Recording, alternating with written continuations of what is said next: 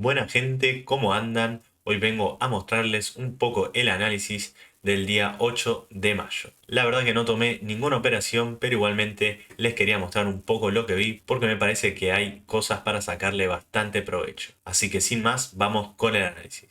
Bueno, en temporalidad de un día habíamos retesteado este Fair Value Gap.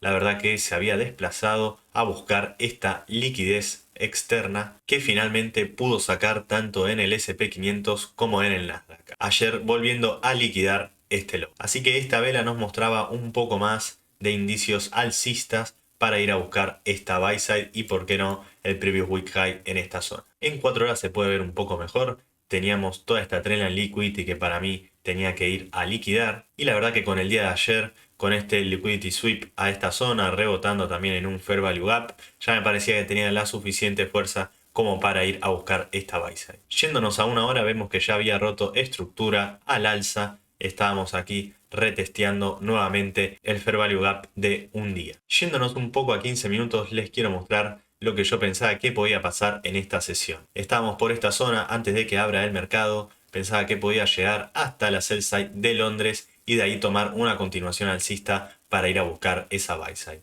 Sin embargo vemos que terminó bajando un poco más, no llegó ni al descuento, no llegó ni al 0.5 de Fibonacci del último impulso, pero aún así terminó subiendo y yendo a nuestro drone liquidity que teníamos para esta semana. Teníamos marcado este fair value gap de 15 minutos también en esa zona, también había un fair value gap de una hora que podía mantener el precio luego de que sweepeara la sell side de Londres. Sin embargo, en lower time frames no se dio ninguna entrada porque habíamos tenido este primer sweep, luego tuvimos un turtle soup de este low que a mí me gusta bastante cuando se da porque me da para hacer un sis perfecto y entrar en esa zona. Así que vemos que acá teníamos el primer fair value gap de la sesión, pero aquí no se había formado otro que sí logró hacer un inverse fair value gap, pero cuando intentó hacer el sis el precio rebotó y se fue a la baja, es decir, lo rechazó y por lo tanto no tomé ninguna entrada.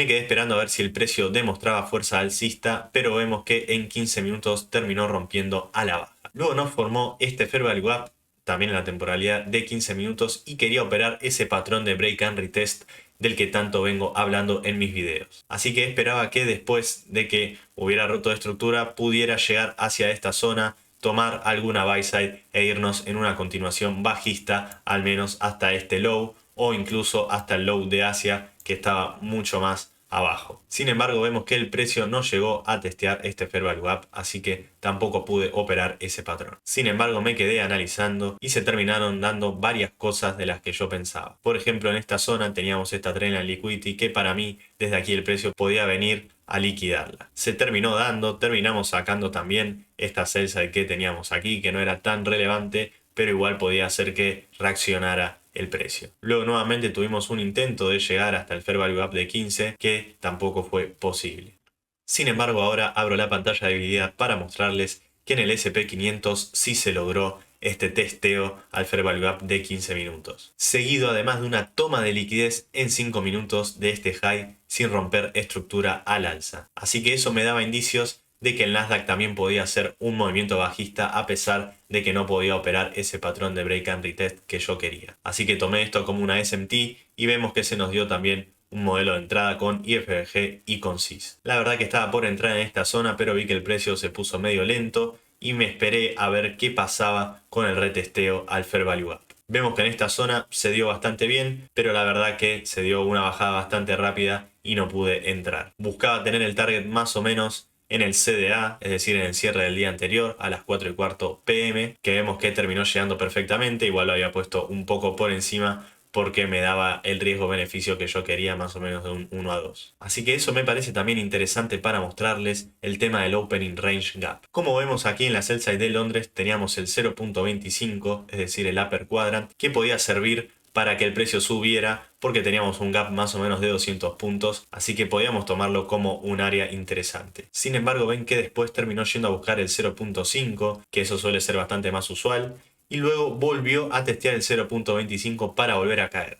¿Y dónde terminó? Sí, así como ven acá, en el 0.75, testeándolo para luego volver al 0.25 perfectamente. Entonces luego desde aquí yo pensaba que el siguiente nivel al que podíamos llegar era al nivel 1 de Fibonacci, que es el cierre del día anterior que estaba marcado con esta línea blanca, que fue exactamente lo que pasó. Y de aquí el precio tuvo un reversal bastante interesante que terminó llegando a la buy side. Pero aquí ya estábamos por fuera de mi horario de operativa, como ven ya eran más de las 11 y yo ya me había retirado del gráfico. Me parece que fue igual una buena sesión en la que se practicó bastante la calma, en la que se pudo analizar bastante estos movimientos, pero la verdad que yo esperaba un movimiento alcista que no se dio. Luego me quise adaptar a lo que mostraba el precio, estas ventas, que igual no me daban tanta seguridad, pero que se dieron bastante bien. Seguramente acá igual me hubiera ido break even, así que tampoco me molesta tanto lo que pasó. Pero bueno, como ven, el SP500 se comportó un poco mejor en cuanto a los análisis que yo tenía, en cuanto a los patrones que a mí me gusta operar. Vemos que en esta zona del testeo del Fair Value Gap de 15 minutos se dio también un modelo de entrada con IFBG, con CIS